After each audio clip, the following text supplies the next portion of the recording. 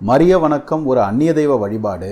வானராக்கினி என்று அழைக்கப்பட்ட பாபிலோனிய தெய்வமாகிய இஷ்டார் வழிபாடு தான் கத்தோலிக்கத்தில் மரிய வணக்கம் என்கிற பெயரில் புகுந்திருக்கிறது என்று சொல்லி கத்தோலிக்கர்களை மெல்லுவது புராட்டஸ்டண்டுகளுக்கு ரொம்ப இன்பமான ஒரு பொழுதுபோக்கு.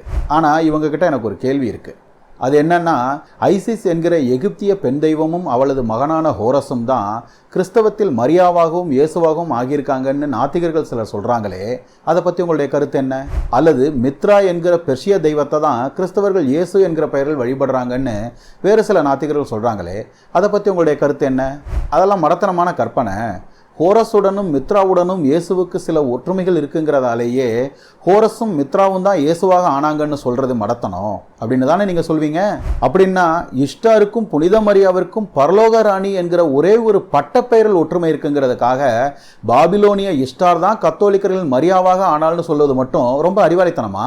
இதுக்கெல்லாம் நான் விளக்கம் சொல்ல விரும்பல. வரலாற்றின் விடியற்கால இருட்டில் தோன்றிய கிறிஸ்துவை அந்நிய தெய்வ காப்பின்னு சொல்றவங்களையே நீங்க மடையர்கள்னு சொல்வீங்கன்னா, வரலாற்றின் முற்பகல் வெளிச்சத்தில் மலர்ந்த மரிய வணக்கத்தை இஸ்டார் வழிபாடு என்று சொல்கிற உங்களை பைத்தியங்கள்னே சொல்லலாம் தானே?